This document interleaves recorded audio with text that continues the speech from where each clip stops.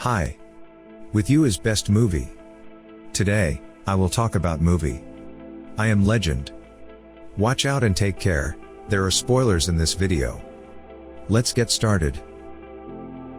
Dr. Crippen is interviewed on TV about her great discovery. She has changed the measles virus genetically so that it attacks cancerous cells. She explains that all the cancer patients which her cure has been tested on have recovered so far. The scene jumps to 3 years later. We see New York City has become an empty and desolate place, devoid of human life. Grass covers roads and buildings, abandoned cars line the highways and the city is silent. It seems that the apocalypse has arrived. Robert Neville is driving through the deserted city accompanied by Sam, his dog.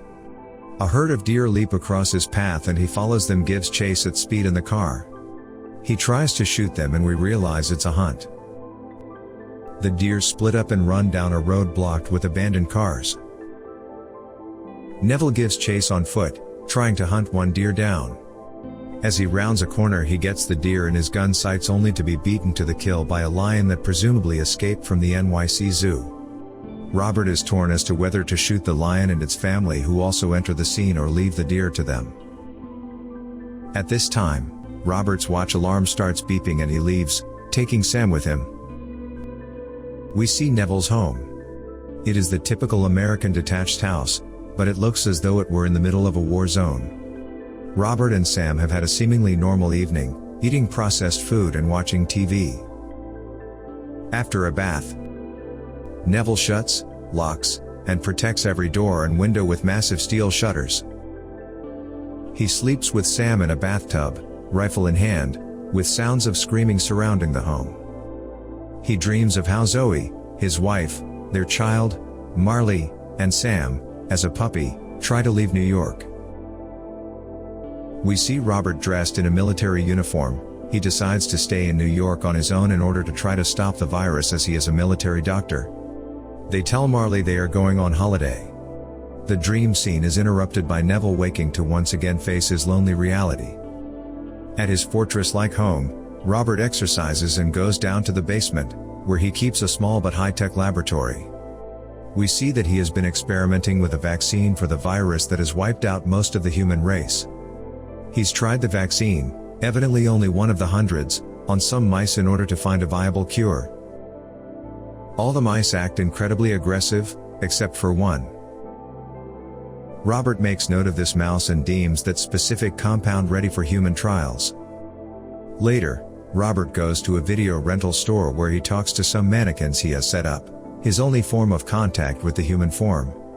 It seems he has created a game for himself to prevent madness from taking him. He later visits some condo flats nearby, searching for supplies and coming upon a room with a bed surrounded by plastic wrap and another room with 2 cribs. We see the pain in his eyes as he empathizes with the loss of loved ones.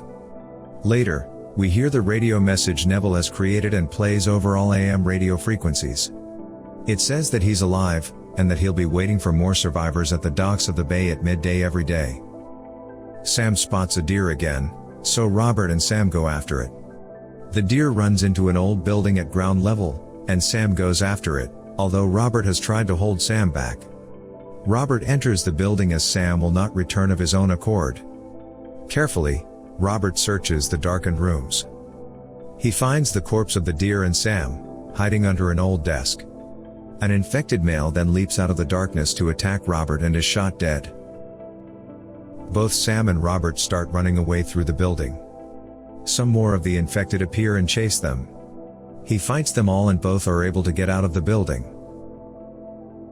The leader of the infected cannot run after them because his skin burns as soon as he comes in contact with the sunlight, and after screaming at Neville, he retreats back to the safety of the darkness.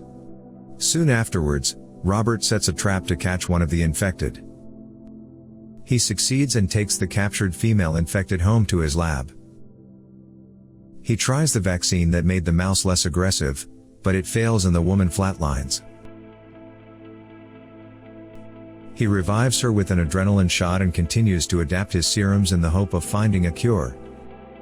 That night, he again dreams of the past, when his wife and child tried to leave New York in the chaos of its evacuation. He relives the panic and terror on the streets as the citizens of the city try to escape before the infected take control. Neville wakes again, with a deeply sad face. The next morning, he remembers it's his birthday. When he goes to the video store, he finds his mannequins have been moved. During the night, the infected have set the same trap he organized for them the previous day. Neville is caught by the trap and passes out. When he wakes up, he is badly hurt, hanging upside down, and bleeding. Sam is faithfully waiting for him.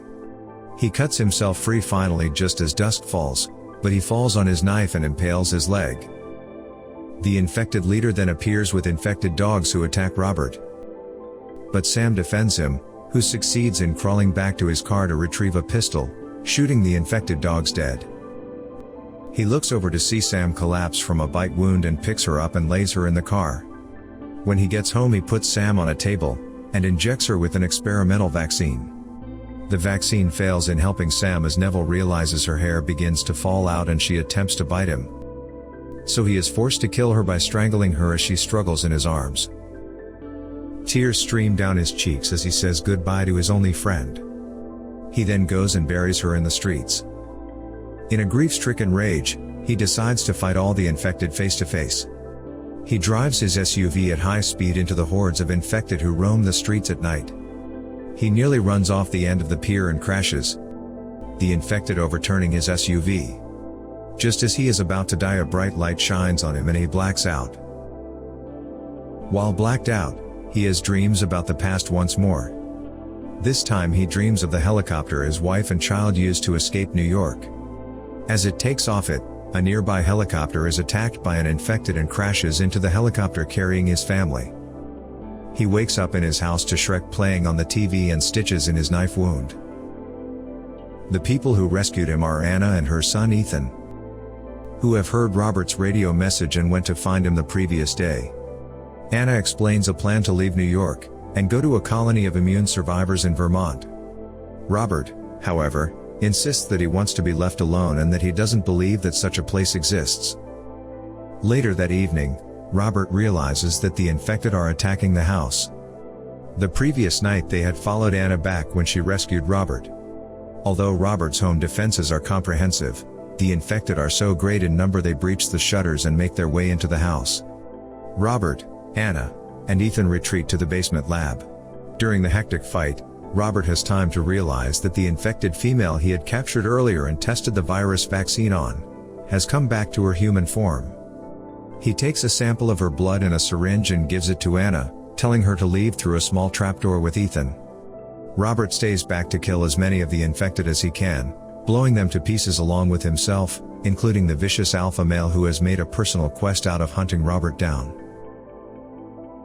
Anna and Ethan reach a strange place in the middle of the countryside. The road is cut by a castle-like wall and a steel door. There, some human survivors live in that enclosed community.